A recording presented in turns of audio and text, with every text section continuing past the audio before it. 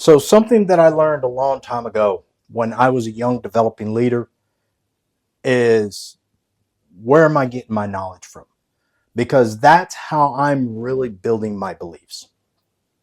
And a lot of individuals in the military, and I put it this way, in the military, I was very fortunate. I can only speak for myself, is that I was introduced to leadership at a very young age. And I was introduced to the theoretical concepts of leadership in the book, and literally taking that book knowledge and being thrown into situational job testing parameters and being evaluated on how I performed in real world conditions with excellent mentors that were able to provide me a lot of feedback to help me course correct into the person who I've become today. And what I learned was that I had a hard time with understanding my personal beliefs and where my knowledge came from, because I would be thrown or either assigned to different organizations, and I just didn't have the best leaders, and they really led with their hearts, as you would say. They would never pick up a book, they would never pick up any type of leadership manuals, and that's what they were going off of when I'm looking at a counseling manual or either a leadership doctrine. And I'm like, hey, man, where are you really getting this stuff from?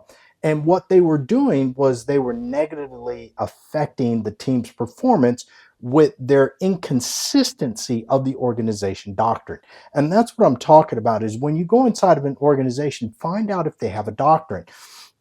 I've studied leadership a lot, and there's a model that I really like, and it's the dynamics between the leader, the follower, and the situation. And imagine a Venn diagram and that overlap with all three variables. And something that I've learned is, you really, as a leader, you have to move in the direction of evidence over assumptions, because every decision that you make about the people inside of your organization, and it is going to influence how they perform, how the team performs, how the team performs with producing the products and services that your mission demands. And that's a key thing that you have to understand as a leader. Because if you go in with a mindset that you fundamentally believe that your organization is fully capable, you're going to invest in them. You're going to invest in them with a growth mindset, and you're going to challenge them to meet and maintain the standard. And then you're going to help them to move beyond the organization standard with improving the efficiency and the effectiveness of your operation management system. And that's what we're talking about, being a leader and making sure that you're exhibiting modeling behaviors that are aligned with the organization standard. And when you do that, you influence individuals through what they see on a daily basis by watching your behaviors, saying, hey, this person is literally walking the talk. They are what they say they're going to be. And there's consequences behind those behaviors. And generally, what you're going to do is you're going to get positive outcomes with that. Now, let's say that you're a leader and you have a negative affect towards absolutely everything in life, even including yourself. And I'm going to an extreme there. And you literally have worked your way up the channel and you've been given a position of authority, and you actually believe that your organization is incapable of doing anything right. And you have never properly gone in and done a 90-day assessment of what the mission is, what the parameters are, and what the expected outcome is supposed to be. You haven't recognized the dynamic of the B2B aspect of how this organization is integrated with other suppliers and individuals that are demanding products from them. And so what you will end up doing is you'll micromanage them, you'll over direct them, you'll withhold autonomy and information. And when you do those things, the confirmation of your belief towards your people is going to be found in counterproductive workplace behaviors.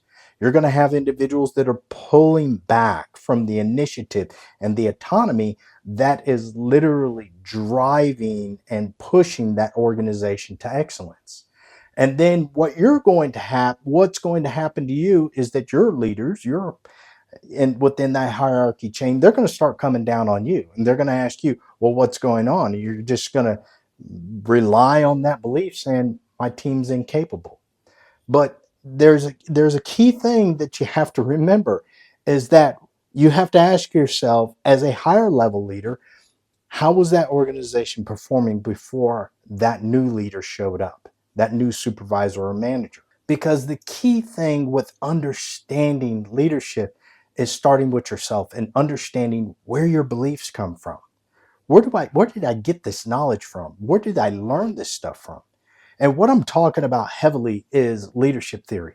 I'm trying to build a bridge. I'm not trying, I am. I'm building a bridge from the theoretical aspect to an applied aspect inside of organizations.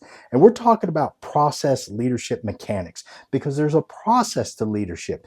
And if you study leadership and you sit there and you read the literature and you learn from other people's experiences, you'll learn. Remember when the Space Shuttle Challenger blew up back in the 1980s? That was a leadership lesson of effective communication and not going off of confirmation belief or either being influenced to push beyond the known parameters and standards of an organization. Those decisions that those leaders made, that's such a valuable lesson to learn because individuals lost their life over that. Or what about the 737 MAX situation?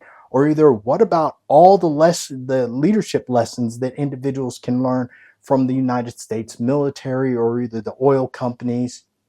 I mean, there's so much information out there that you can learn because you have to understand that your belief is literally driving the organization's products and the results inside of your organization. I love this quote from Dr. Albert Bandura, and he said, behavior causes behavior, because he looked at it from an aspect that what you see and what you experience, you're going to have an emotional response to that. You're going to react to that stimulus. And then that's going to form your attitude and your mood orientation towards particular things and how you behave. And it's a cycle and it continues to roll. So if you have somebody that comes in with a negative affect towards you and they don't even know you, it's reciprocal. You're going to reciprocate that type of energy towards that individual. Something that I love to explain to individuals inside of the workplace is like, hey, you may be in a position of authority over me, but I'm still a human being. I'm still a grown adult, and I still must be treated with dignity, fairness, and respect. Because there's consequences if you don't. Because unlike the Army in private organizations, I can simply resign, especially if I have a diverse portfolio and I'm just not a one-trick pony. If you are a Swiss Army knife and you have multiple skills, that's where you as a leader have to sit back and look at that employee and be like, I need this individual on my team, especially if they're producing the products. So I ask you real simply, your beliefs about the organization that you're in right now, are you leading with evidence or are you leading with assumptions? So go ahead and drop it in the comments. Let me know what you're thinking about this video and follow along on Monday, Wednesdays, and Fridays because you know Monday's always about the know and Wednesday's all about the be and Friday's always about execution to do. I thank you, subscribe, and I'll see y'all around.